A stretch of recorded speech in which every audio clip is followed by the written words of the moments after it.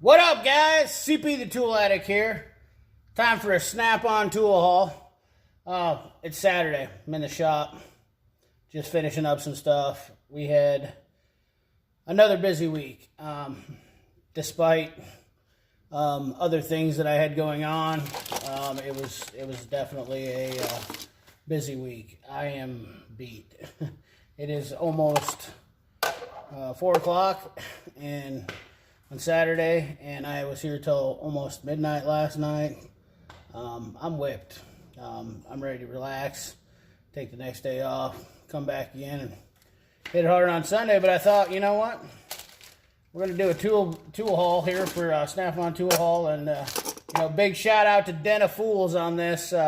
It's Snap-on stuff, so those guys are really hating hard on Snap-on, even though Icon basically copied the whole entire Snap-on line. I don't know what they're butthurt about. I really don't know. They literally are arguing about stupid stuff. It just kills me. I mean, I've literally listened to that guy, and he's a hack. That's all he is to it. He has no idea about the automotive industry.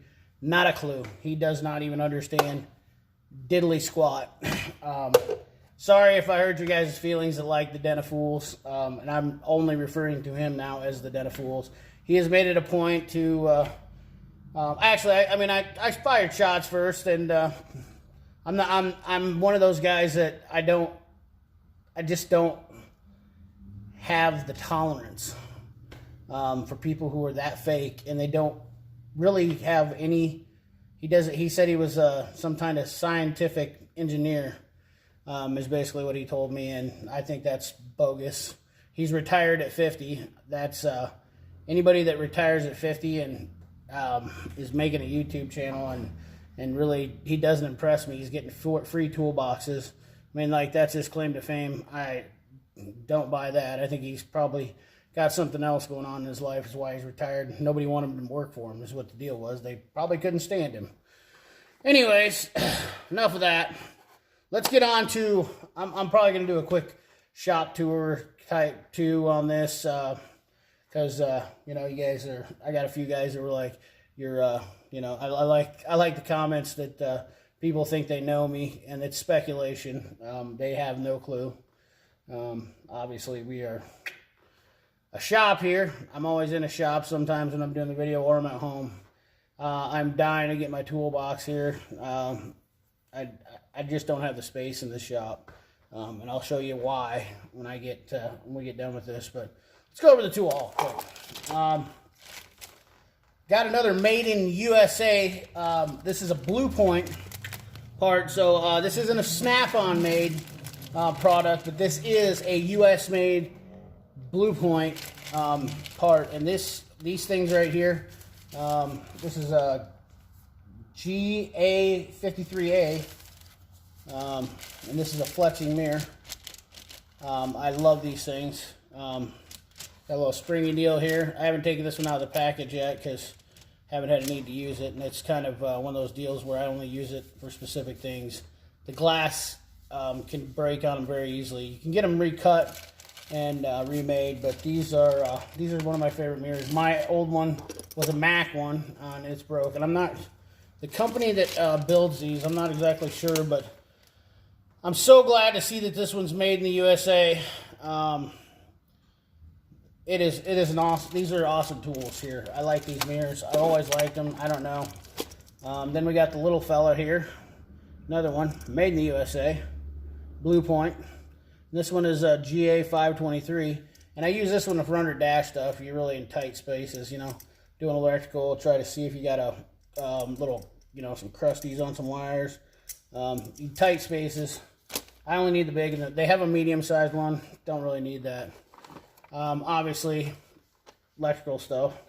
I been poking around for years without these, and splitting harnesses. I got a deal on these. These are the older. I don't even know if they have the Instinct handles in these, but I've been doing a crap ton of wiring, and I'll be honest with you. I was putting off. I was going to buy a cheaper set, and I thought, you know what? I don't need to be that cheap. You know, so I got this set. Pretty good deal on it. I'm really happy with it. The handles are comfortable. These are all lifetime warranted, which none of the other ones I found were. So that was a big thing for me, you know. Definitely need these when you're doing electrical and harnesses and stuff like that. I've done a lot lately. So that's a big deal. Picked up a pair of these. I'm still on the fence with them. I do like the crimpers on the front. They're super nice. They're small. They were nice, but I don't like these style of strippers. I'm still a big fan of the LG. Sorry, I forgot to turn my notifications off. These ones right here, they're not Mako. Tool Aid makes them. They are patented in the U.S., Taiwan made. Not sure what the story is on them. Don't really care. Never looked into it. They work. You can buy the same ones at Harbor Freight. They're black and red. Everybody rebrands them. They're like 15 bucks. I didn't give 15 bucks for these. Actually, the Mako guy warranted my Tool Aid ones. So he was nice enough to do that for me. Only thing difference is the sticker. So anyways, yeah, these are the PW CSS7ACFs. OTC makes some similar, but I'll tell you what. I'm not even actually sure these are rebranded, but these are USA made. I know these are made by Snap-on. I just like the Snap. When it comes to pliers, I'm only going to buy Snap-on. I don't care. You know, nobody will know. Nobody want. Once again, these are one of those deals where people be like, you know, you're spending money on Snap-on, you're wasting your money. No, for me, it's not. It really isn't, because I like those pliers better than any other ones on the market. Nobody makes ones where I actually go, oh, these are all, I mean, besides Nipex, but the handles on these pliers are definitely engineered to give you less fatigue, and they feel comfortable. When I pick these things up, I don't hate them. And these, I have so many freaking pliers. You know, I'm a plier junkie, but you use tons of pliers, but in anything you're doing in this business. But here's an old set of my Max. I don't like these slick handles, and here's the reason. Here's the reasons. The Nipexes, those handles are slick there. Get my Nipexes. Where the heck are my Nipexes? Right here. So the Nipexes are a little bit better, but you know they have that rough texture on them, and but they just don't have that cushion to them. I mean, these things are a little bit thicker. I just dig that. Not only that, the material that Snap-on uses, it is not always the most rust-proof, so you got to oil them and whatnot, but I don't know. They seem to last longer. Over years of use, it's just what I see. So these are not going to be my go-tos all the time, but when it comes to crimping, I do like these. These are super awesome, and then I like the little teeth in the end there if I got to grab something and pull on it a little bit and do some crimping. So just another arsenal. I have a ton of strippers, not ones that dance on poles. Tons of strippers, wire strippers, and I do a lot of electrical. I'm a big guy that does a lot of electrical. I'm sure there's a lot of people going, how? How do you get underneath the dash? Well, you know, I do it. I contort myself. You know, I just did a complete dash rewire on a 86 Chevy pickup. The guy sent it down from Canada. You know, I rewired the whole dash. Doesn't bother me. Not scared, I guess. I'm flexible. It is what it is. Anyways, moving on. Then we got these little fellers here, the 786 CFs. I already have some flush cuts. I have actually 3 pairs, and I'm sure that I've showed these all in the videos. I bought this little set here too. I wanted to change them up. The only thing I really wanted was these needle nose right here. These things are the cat's patoot, and then it was kind of a deal where you couldn't pass up the other 2 for it. So, but that's got a flush cut set in it. It's got a nice little set right there. Then I have these flush cuts here, and then I also have these. A little disappointed these don't have the spring loaded on. They're stiff as all get out. But they do help me cut some stuff that's a little bit bigger. Where these ones, I tend to always run, I have noticed, so these ones don't have the notch. That's what I liked about these. If you look here on these flush cuts, it's got a little hole. Well, that little sucker, that little hole causes you to miss that last cut sometimes when you go in too deep. And then these little fellers too also have the same thing. They got a little hole back there. So that's why I was like, hey, what do you got in these flush cuts that goes all the way through? And that's the answer, the 786 CFs. I wish they were spring loaded. They are stiff as hell opening them up, but it is what it is. I don't hate them. I'm not scared. I like my snap-on pliers. You know, it's snap-on pliers for me. Flare nut wrenches, some of the wrenches. I'm not huge on the wrenches. I think there is a lot of companies out there that build good wrenches now. Let's see. It's my torque wrenches. My you know, the Den of Tools made a comment about that too. He said that the Icon torque wrenches were just as good as the Snap-on. Well, I don't know that Icon makes an electronic torque wrench, so apparently you're living in the Stone Age. I mean, the guy doesn't even understand what the difference between a technician uses. We don't use click-style torque wrenches because most of the time you have to use angle on heads. Once again, guy's out of his realm, doesn't know nothing, and just makes a comment. You know, I'm done talking about this guy after this video, I swear to God. He is just absolutely annoying, and I don't watch his channel anymore because he got annoying. But anyways, moving on. That was my little rant. Sorry. I got these ones, HCP 48 ACFs. Now these are for the spring clamps. I'm getting a lot of old cars in. Doing a lot of hot rod stuff now. I wouldn't say it's hot rod stuff, but like I'm not gonna do a lot of motor swaps or LS swaps or whatnot. It's just not my wheelhouse. Don't have the time, don't have the space, don't have the manpower to do stuff like that. Me doing electrical, I do that on my own, and it's my deal. So I can come in and do that on the weekends and kind of keep it. And I do one car every 2 weeks, something like that, you know, and they usually get shipped in. So, that being said, I get some of those spring hoses when we're doing, if they want something little changed or whatnot, you know, them old springs. I never had a set of these pliers, and these come in handy for those spring clamps, and they're on older GMs and whatnot, so they had a deal on these. Definitely one of those things I like about Snap-on too, 3-position. That's not a common thing in out there, but next thing I got me some wire insertion tools. Now I did appreciate Rust Belt Mechanics video that he did on making his own, and I was gonna go that route, but then I found out that these things really aren't that much money through Snap-on. I thought they were super expensive, but doing these grommets and stuff like that, or doing these wiring looms through these, putting the wires through the grommets and these firewalls and some of these older vehicles and newer vehicles even too. I mean, we do electronic repair, but you know, gotta have that little fella right there. It's pretty handy, and there's really no point in me making one. If anything, I'll probably thread brake line if I need to, find a bigger one, 5/8 brake line, and use it to bend.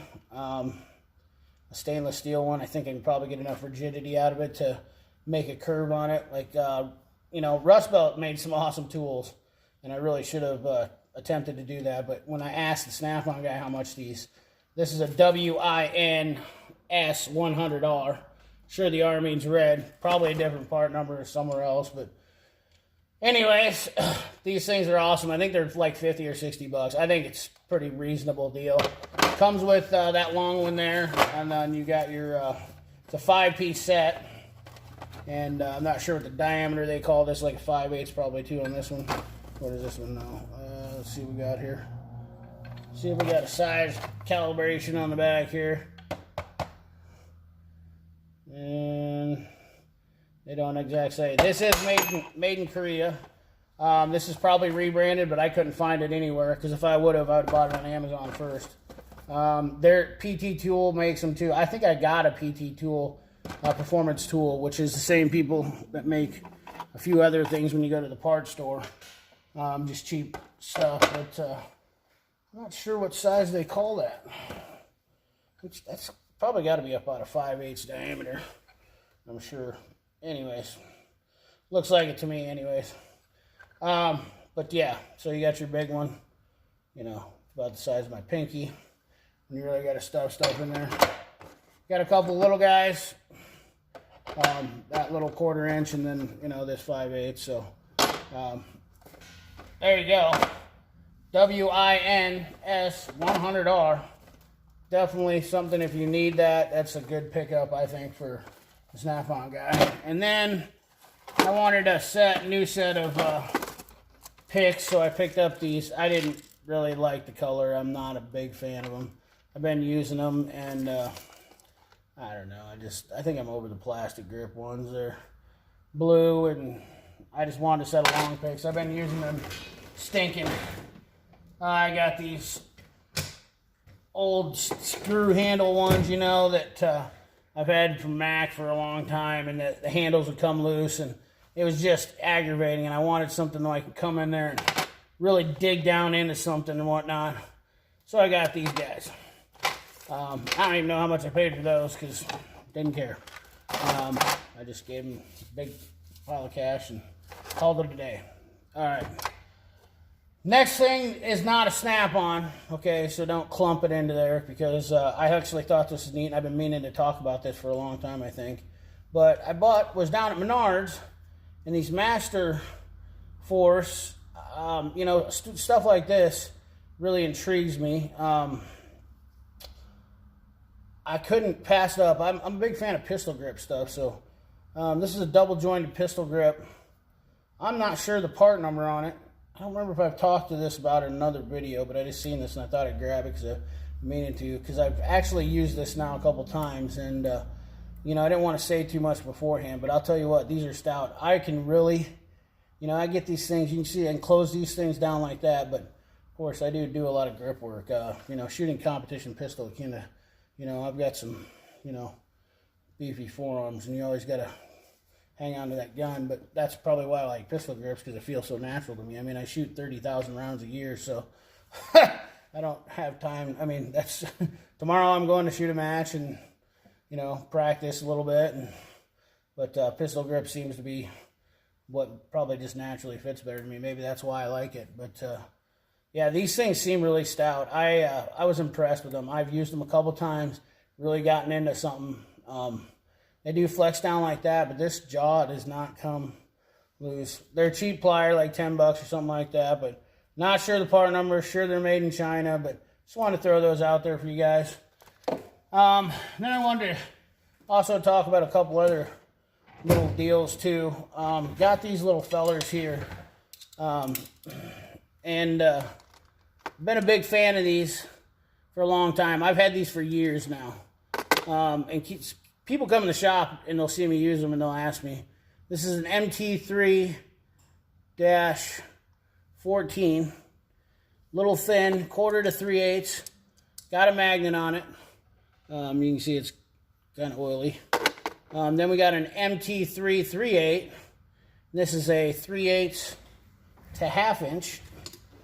I'll put this on the Snap-on. Sorry, I don't have any icon ratchets. If you guys are looking for those.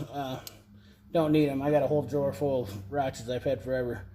Then we got a 1/2 to 3/8, and then of course we got a 1/2 to 3/4. It goes like that. So technically, if you wanted to, which I don't know why you would, take this all the way up to 3/4 with a 1/4 inch. It's pretty cool. They've come in handy because the thing about it is they're so small. The only pain in the ass part about them is getting them apart sometimes to get them to use them. But, you know, if you want to go, you need, let's say you need a 19. Look at that. Socket holds on there. But that is a 1/4 inch with a 19. And it hardly takes up any space. This is a thin ratchet. My Maca one, I've had this one for quite some time. But this one is, that's kind of a neat deal if you got something where you're trying to get in a tight spot. Check these things out. I've only seen them on the Mack truck. They have some other ones, I've seen them everywhere else, but MT38, I don't know what the set is. You know, like I said, I'm not a Snap-on fanboy. I'm a fan of tools that work. And let's see if I can give you the part number on the 1/2 to 3/4 is MT312. These little guys are pretty awesome, in my opinion. Definitely something that I would have in my arsenal. Always have. Loved them. Last thing, want to show you guys, we're in 20 minutes now. You're still watching and you're not flipping out in the comment section. Because I love it when I go to the comment section and somebody's like, "You're a hack! You're a hack!" We got this little fella here. It's called a magnetizer demagnetizer. Speaking of performance tool, that's what these guys make here. Several people make them. I have a couple of these, but it you know, says magnetizing, demagnetizing. These things are super handy in my opinion. I don't necessarily always like my screwdrivers to be magnetized. So let me see if I can get something here light enough for me to get on this screwdriver. Oh, actually, I got a 10mm over here in my tray. See if this will pick up this 10mm bolt. Just got done putting a windshield or a rear wiper motor in a Trailblazer. That was a nightmare. Found out them Trailblazer rear wiper motors are, I guess I didn't realize they were that well, or not. They weren't tough to put in, but I had problems with the motor getting a good one. She's not going to pick up a 10mm very well. It's a pretty heavy bolt as far as magnetizing it. Oh, almost had it. See what else we got here. Something a little bit lighter. That bolt's kind of good size. You know, that's 10mm stud bolt. Hex cap bolt. This is the actual proper terminology. So for anybody who wants to criticize me or, you know, bring the pitchforks out, see if it'll pick up a little tight, you know. See if I can get some more magnetizing out of it.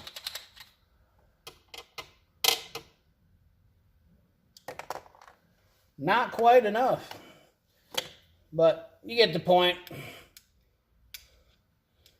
Let's see here. For a screw, it's going to hold it on there. And then demagnetize it in here. I'm sure you guys have seen these before, but I just wanted to kind of, yeah. So there's that. If you haven't seen them, it's a neat little trick, help you out. That's what I'm all about, helping you out. You might as well take this thing to 30 minutes, and maybe we'll just do a quick tour of the shop here. Kind of show you what exactly I got going on here on a Saturday. You know, of course, this is my tool cart. I kind of wheel this all over the shop because I'm helping out everybody all over the place. We got some, we got our YF 1234 machine, our R134 machine. Got our VAT over there, gang box for parts. We got a lot of fluids and whatnot on the shelf there. Scan tools, all those are scan tools. And got a big maximizer toolbox over there. That's one of the, that's my partner. And then we'll walk over here, kind of show you.